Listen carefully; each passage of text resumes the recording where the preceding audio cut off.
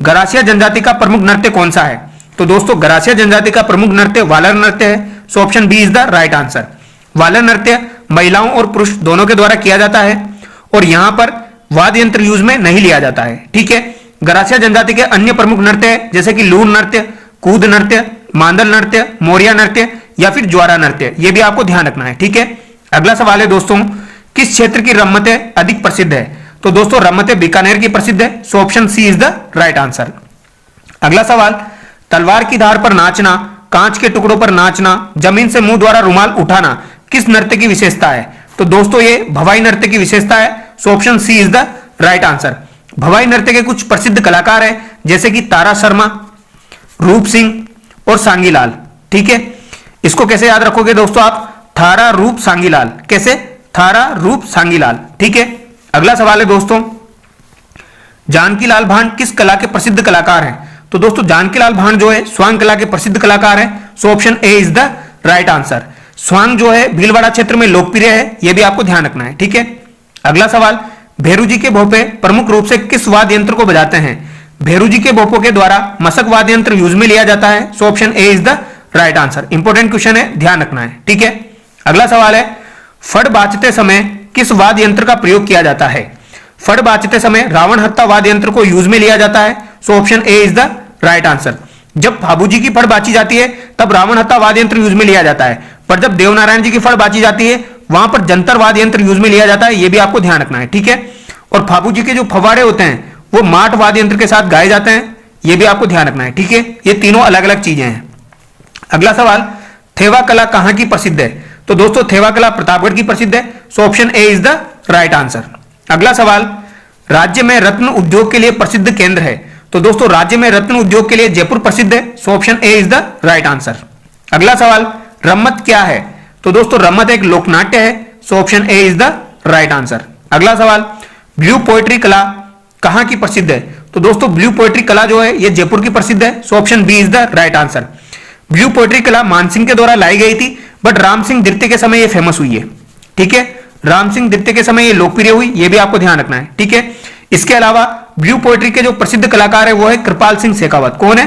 कृपाल सिंह शेखावत। ये भी आपको ध्यान रखना है। नेक्स्ट क्वेश्चन हम देखेंगे दोस्तों, निम्न में प्राकृतिक संसाधन है, यहां पर प्राकृतिक संसाधन कौन कौन से हैं? प्राकृतिक वनस्पति, मृदा, जल। तो दोस्तों यहां पर उपयुक्त सभी आपका करेक्ट आंसर हो जाएगा। ठीक है। अगला सवाल है, राज्य में वनों के अंतर्गत कितना प्रतिशत है? तो राज्य में वनों के अंतर्गत प्रतिशत क्षेत्र 9.54% है। So option A is the right answer. अगला सवाल, जलोढ़ मृदा किसके द्वारा जमा की जाती है? वायु द्वारा, नदियों द्वारा, जीवों द्वारा या फिर लावा द्वारा? तो दोस्तों जलोढ़ मृदा नदियों के द्वारा जमा की जाती है। So option B is the right answer. अगला सवाल है, राजस्थान की वर्ष भर बहने वाली नदी है? तो दोस्तों वर्ष भर बहने वाली नदी चंबल नदी है। So option C is the right answer. इसे बारहमासी भी कहा जाता है। ठीक है। ये आपको ध्यान रखना है। क्या कहा जाता है दोस्तों? बारहमासी कहा जाता है। कामधेनु भी इसे ही कहा जाता है। अगला सवाल, बाल सम्मन झील कहां स्थित है? तो दोस्तों बाल सम्मन झील इंपॉर्टेंट है, ये जोधपुर में स्थित है। ठीक है। नेक्स्ट क्वेश्चन हम देखेंगे, शुष्क कृषि हेतु उपयुक्त क्षेत्र है? तो दोस्तों शुष्क कृषि कहां पर की जाती है? पश्चिमी राजस्थान में की जाती है। So option D is the right answer. अगला सवाल है, जल संरक्षण की परंपरागत विधि है? खडीन, टांका, नाड़ी या फिर उपयुक्त सभी? तो दोस्तों जल संरक्षण की परंपरागत विधियां ये तीनों हैं, खडीन, टांका, नाड़ी, उपयुक्त सभी यहां पर करेक्ट आंसर हो जाएगा। ठीक है। अगला सवाल है, राजस्थान का राज्य पक्षी है? तो दोस्तों राजस्थान का राज्य पक्षी गोडावन है। So option C is the right answer. Ghana पक्षी विहार कहां स्थित है? भरतपुर में स्थित है। Option B is the right answer. अगला सवाल, जीवाश्म उद्यान कहां स्थित है? तो दोस्तों जीवाश्म उद्यान जैसलमेर में स्थित है। So option B is the right answer. अगला सवाल, राजस्थान में टंगस्टन कहां पाया जाता है? तो दोस्तों राजस्थान में टंगस्टन डेगाना नागौर में पाया जाता है। So option C is the right answer. Next question हम देखेंगे दोस्तों,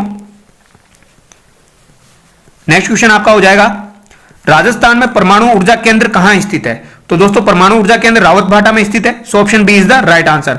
और एक कनाडा के सहयोग से चलाया जा रहा है, यह भी आपको ध्यान रखना है। अगला सवाल, राजस्थान का प्राकृतिक गैस पर आधारित विद्युत ग्रह कहां है? बरसिंहपुर, प्लाना, अंता या फिर फ्लोदी? इस क्वेश्चन का आंसर आप कमेंट करेंगे। ठीक है दोस्तों, इस क्वेश्चन का आंसर आप क्या करेंगे? कमेंट करके बताएंगे। अगला सवाल, इनमें से कौन सा तापीय विद्युत केंद्र नहीं है? तो तापीय विद्युत केंद्र रावतभाटा नहीं है, option B is the right answer. अगला सवाल, पवन ऊर्जा के विकास की उपयुक्त दशाएं राजस्थान के किस क्षेत्र में सर्वाधिक है? तो दोस्तों ये पश्चिमी राजस्थान में सर्वाधिक है, so option A is the right answer. अगला सवाल, बाड़मेर जिले के किस क्षेत्र से कच्चा खनिज तेल निकाला जाता है? तो कच्चा खनिज तेल बाड़मेर से कहां से निकाला जाता है? तो दोस्तों इसका जो राइट आंसर हो जाएगा वो आपका हो जाएगा बयातू से निकाला जाता है, ठीक है, option A is the right answer. अगला सवाल, राज्य में गैर परंपरागत किस ऊर्जा स्रोत के विकास की सर्वाधिक संभावना है? तो दोस्तों सौर ऊर्जा की सर्वाधिक संभावना है, so option B is the right answer. Next question हम देखेंगे दोस्तों,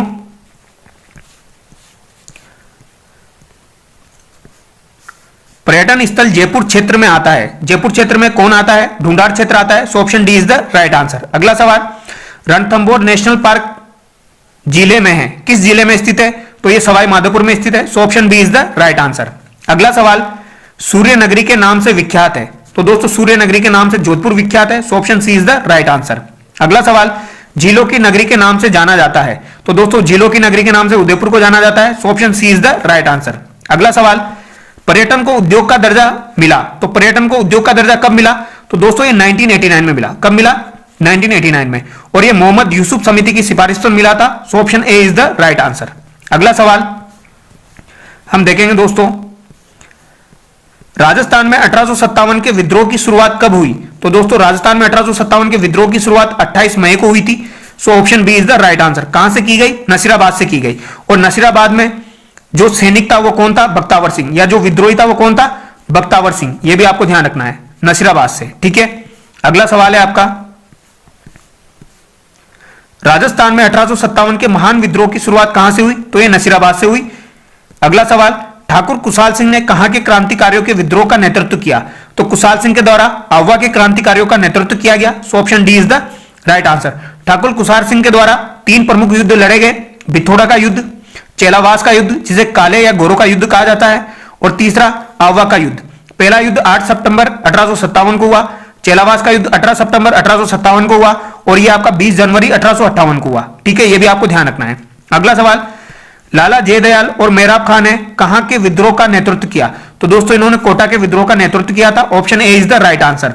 और कोटा में क्रांति कब हुई थी? तो 15 अक्टूबर 1857 को कोटा में क्रांति हुई थी। अगला सवाल, विजय सिंह पथिक ने किस कृषक आंदोलन का नेतृत्व किया? विजय सिंह पथिक के द्वारा बिजोलिया किसान आंदोलन का नेतृत्व किया गया, so option A is the right answer. और ये बिजोलिया किसान आंदोलन में कब शामिल हुए? 1917 में, ठीक है। अगला सवाल, संप सभा की स्थापना किसने की? तो दोस्तों संप सभा की स्थापना गोविंद गिरी के द्वारा की गई थी, so option C is the right answer. इसके अलावा यह कब की गई? 1883 में की गई, और इसका प्रथम अधिवेशन 1903 में हुआ, और दूसरा अधिवेशन इसका 1913 में हुआ। कहां पर? मानगढ़ पहाड़ी में, और वहां पर मानगढ़ हत्याकांड हुआ था, यह भी आपको ध्यान रखना है। कब हुआ था? 1913 में। अगला सवाल, भगत आंदोलन किस क्षेत्र में हुआ? तो दोस्तों भगत आंदोलन डूंगरपुर बांसवाड़ा में हुआ है, so option A is the right answer. अगला सवाल, मेवाड़ प्रजामंडल से संबंध नेता है, तो मेवाड़ प्रजामंडल से कौन संबंधित है? तो यहां पर दोस्तों माणिक्यलाल वर्मा संबंधित है, so option D is the right answer. अगला सवाल है, भोगीलाल पांड्या किस रियासत के प्रजामंडल से संबंध रहे? तो भोगीलाल पांड्या का संबंध डूंगरपुर प्रजामंडल से है, so option B is the right answer. इन्हें वागड़ का गांधी भी कहा जाता है। अगला सवाल, शहीद सागरमल घोपा का संबंध किस रियासत से रहा? सागरमल घोपा का संबंध जैसलमेर रियासत से रहा है, so option B is the right answer. 1941 में इनको जेल हुई थी, और 1946 में इनकी डेथ हो गई थी, यह आपको ध्यान रखना है। 6 साल तक ये जेल में रहे थे, इंपॉर्टेंट बात है, ये एक बार एग्जाम में पूछी गई है, ठीक है। इनके द्वारा रघुनाथ बाबा का मुकदमा, जैसलमेर का गुंडाराज और आजादी के दीवाने बुक लिखी गई है, ठीक है। नेक्स्ट क्वेश्चन हम देखेंगे, किलो का सिरमौर किसे कहा जाता है? तो दोस्तों किलो का सिरमौर चित्तौड़गढ़ दुर्ग को कहा जाता है, option D is the right answer. Chittorgarh दुर्ग बेड़च और गंभीरी नदियों के संगम पर मैसा के पठार पर बना हुआ है, ठीक है। अगला सवाल, अब्बुल फजल ने किस दुर्ग को बख्तरबंद कहा है? तो दोस्तों ये रणथंभौर दुर्ग को कहा है, so option C is the right answer. Ranthambore दुर्ग के अंदर जोगी महल, सुपारी महल भी स्थित है, ठीक है। जल दुर्ग का उदाहरण है, तो दोस्तों जल दुर्ग का उदाहरण गागरोन दुर्ग हो जाएगा, या फिर आपका बेसोरगढ़ दुर्ग हो जाएगा, ठीक है। 2 दुर्ग ऐसे हैं जो जल दुर्ग के उदाहरण है। पहला हो जाएगा आपका गागरोन, ठीक है, और गागरोन कौन सी नदियों के संगम पर बना हुआ है? काली सिंध और आहू नदियों के संगम पर बना हुआ है, ठीक है। इसके अलावा बेसोरगढ़ जो है वो भी आपका जल दुर्ग की श्रेणी में आता है। अगला सवाल, लोहागढ़ कहां स्थित है? तो दोस्तों लोहागढ़ भरतपुर में स्थित है, so option B is the right answer. अगला सवाल, कैला देवी का प्रसिद्ध मंदिर किस जिले में स्थित है? कैला देवी का प्रसिद्ध मंदिर करौली जिले में स्थित है, so option A is the right answer. अगला सवाल, जैन धर्म से संबंधित निम्न में से कौन सा मंदिर है? तो दोस्तों रणकपुर का जैन मंदिर, option D is the right answer. ठीक है। अगला सवाल, रणकपुर जैन मंदिर पाली में स्थित है, यह आपको ध्यान रखना है। ठीक है। किराड़ू के मंदिर किस जिले में स्थित है? तो दोस्तों किराड़ू के मंदिर बाड़मेर में स्थित है, so option C is the right answer. अगला सवाल, पिछवई चित्रांकन किस शैली की विशेषता है? तो पिछवई चित्रांकन नाथद्वारा शैली की विशेषता है, so option D is the right answer. Nathdwara का प्राचीन नाम सिहाड़ था, यह भी आपको ध्यान रखना है। ठीक है। नेक्स्ट क्वेश्चन है, बनी ठनी किस चित्र शैली से संबंधित है? तो दोस्तों बनी ठनी जो है ये किशनगढ़ शैली से संबंधित है, so option A is the right answer. Next है, पटवों की हवेली कहां स्थित है? तो दोस्तों पटवों की हवेली जैसलमेर में स्थित है, so option C is the right answer. और इनका निर्माण किसके द्वारा कराया गया है? गुमान चंद के द्वारा करवाया गया है, यह बात भी आपको ध्यान रखनी है। ठीक है। यहां पर लगभग जो भी क्वेश्चन थे वो हमने डिस्कस कर लिए हैं। आई होप आपको वीडियो में मजा आया होगा। अगर आपको वीडियो अच्छा लगा है तो वीडियो को लाइक करें, चैनल को सब्सक्राइब करें। Thank you so much.